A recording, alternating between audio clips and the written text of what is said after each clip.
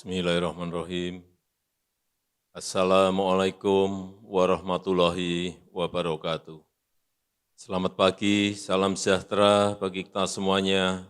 Shalom, Om Swastiastu, Namo Buddhaya, salam kebajikan. Yang saya hormati Wakil Ketua MPR RI, yang saya hormati pimpinan DPR RI yang hadir, yang saya hormati para Menteri Kabinet Indonesia Maju hadir bersama saya, Pak Menko Polhukam, Pak Menhan, Kepala Staf Kepresidenan, yang saya hormati Panglima TNI dan Kapolri, beserta seluruh Kepala Staf Angkatan, para peserta Rapim TNI Polri yang saya hormati, Bapak Ibu hadirin undangan yang berbahagia. Pertama-tama saya ingin menyampaikan ucapan terima kasih yang sebesar-besarnya kepada seluruh jajaran TNI dan Polri yang telah menjamin keamanan, yang telah menjamin ketertiban selama pelaksanaan pemilu sehingga pemungutan suara dan penghitungan suara berlangsung dengan aman dan damai. Walaupun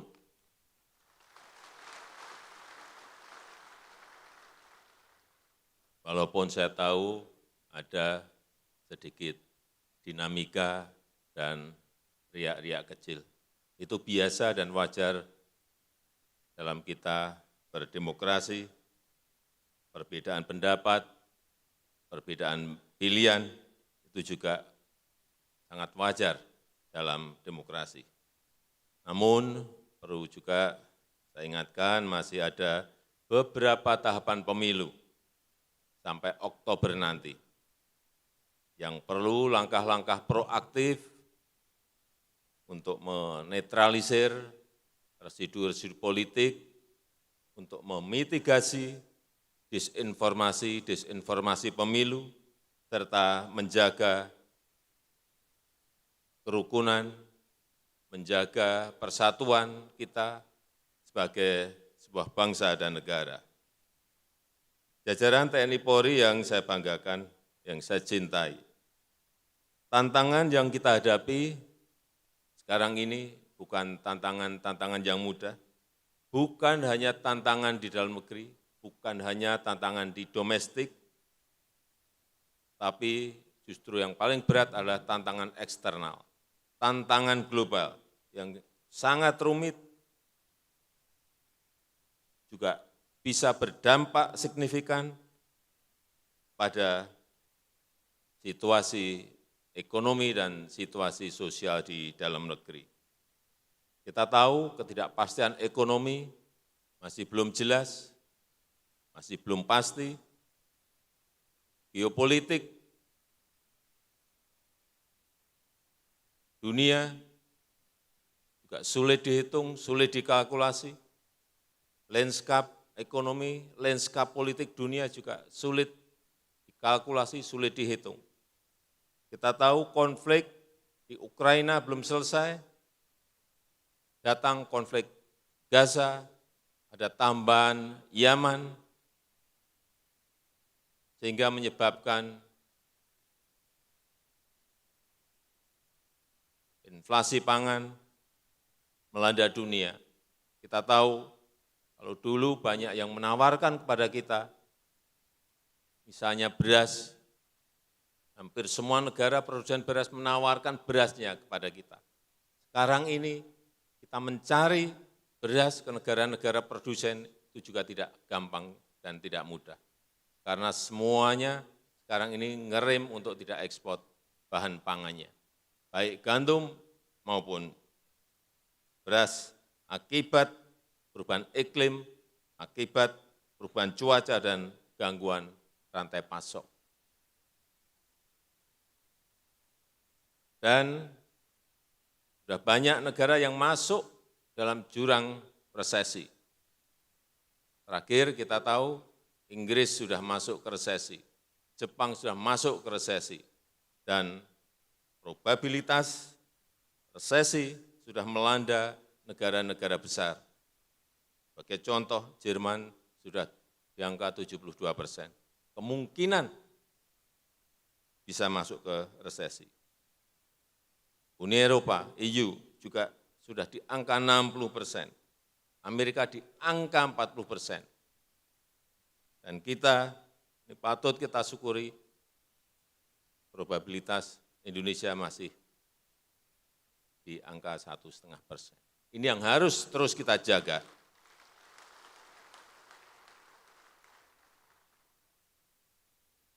Ditambah lagi penggunaan fiskal dalam perang. Hati-hati, karena Ukraina, karena Gaza, karena Yaman, Houthi, itu menyebabkan penggunaan fiskal dalam perang meningkat sangat tajam. Seperti embargo, restriksi, dan saat ini, kalau dulu negara-negara itu keterbukaan, sekarang semua negara melakukan proteksionis, menjadi negara proteksionis. Saat ini ada 1.348 kebijakan proteksionis yang dilakukan oleh negara-negara, utamanya memang urusan pangan. Ini naik 3 kali lipat, artinya naik 300% dibanding tahun 2014. Dan ini akan terus meningkat. Dan patut kita syukuri, alhamdulillah di tengah krisis dunia yang bertubi-tubi, ketidakpastian ekonomi yang sulit dikalkulasi, perekonomian kita cukup kokoh. Dan kalau di G20 masuk 3 besar ekonomi yang kondisi growth dan pertumbuhan ekonominya baik. Kita tahu ekonomi kita di tahun 2023 tumbuh 5,05%. Inflasi terkendali di angka 2,57%. Kemiskinan turun di angka 9,36%. Pengangguran turun di angka 5,32%. Dan Gini rasio ketimpangan juga turun di angka 0,388%. Meskipun kalau lihat angka-angka baik, saya terus menyampaikan tetap kita harus hati-hati, kita harus tetap waspada.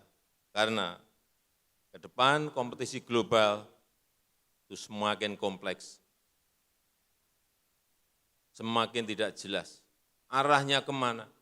Dalam pertemuan-pertemuan baik G20, G20, G7, di ASEAN, semuanya. Kalau kita bicara ketidakjelasan ekonomi dan geopolitik, ini menyebabkan ketidakpastian. Oleh sebab itu, pemanfaatan teknologi dalam perang konvensional, perang cyber akan semakin meningkat. Sebab itu, TNI, Polri harus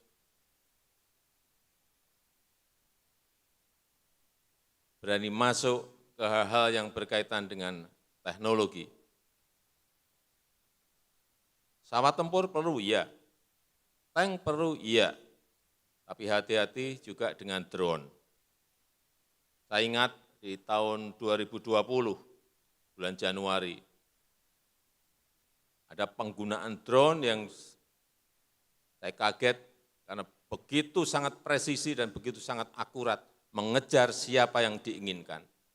Saat itu Majen Sulaiman, ini Komandan Quds dari pengawal besar Revolusi Iran,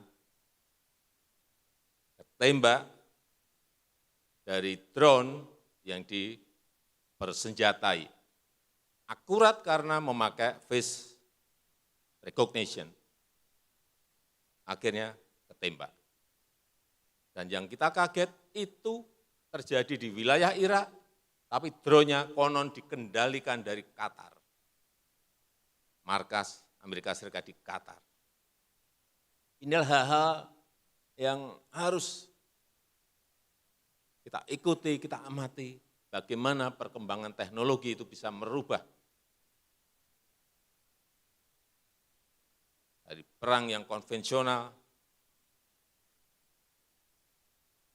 ke perang-perang yang bisa dikendalikan dari jarak jauh.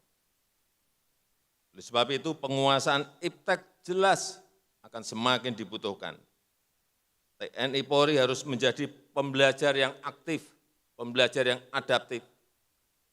TNI Polri juga harus mampu melakukan deteksi dini, mengambil langkah antisipasi, memperkuat profesionalisme dan pelayanan terhadap masyarakat, memperkuat nilai-nilai TNI prima, Polri yang presisi, serta kemanunggalan dengan rakyat.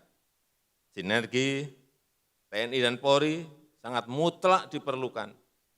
Sinergi horizontal antar kesatuan, sinergi vertikal dari atas sampai bawah. Hilangkan yang namanya ego sektoral, hilangkan sekat dan pandangan-pandangan sempit. Semuanya harus untuk bangsa dan negara. TNI Polri harus menjadi bagian penting untuk menyongsong Indonesia Emas 2045. Karena kita berpeluang besar untuk menjadi negara maju dan keluar dari middle income trap. Dan momentumnya adalah 15 tahun ke depan. Saat kita menikmati yang namanya bonus demografi. Dan biasanya dalam sebuah peradaban negara, yang namanya bonus demografi, peluang seperti ini hanya muncul sekali. Negara-negara di Amerika Latin, tahun 50, tahun 60, tahun 70, sudah menjadi negara berkembang saat itu. Sudah menjadi negara berkembang. Tapi sampai saat ini, mereka tetap menjadi negara berkembang. Karena tidak mampu melakukan terobosan, tidak mampu melompat untuk menjadi negara maju. Ini hal-hal seperti ini yang juga harus kita amati dan kita pelajari. Supaya kita tidak terjebak pada middle income trap.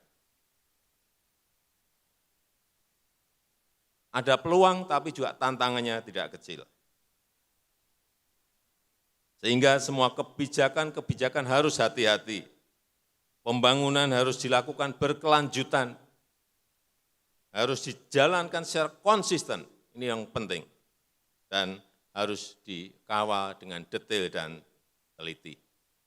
Terakhir, dalam kesempatan yang baik ini, dalam kesempatan yang berbahagia ini, saya ingin menyampaikan penganugerahan kenaikan pangkat secara istimewa berupa Jenderal TNI Kehormatan kepada Bapak Prabowo Subianto.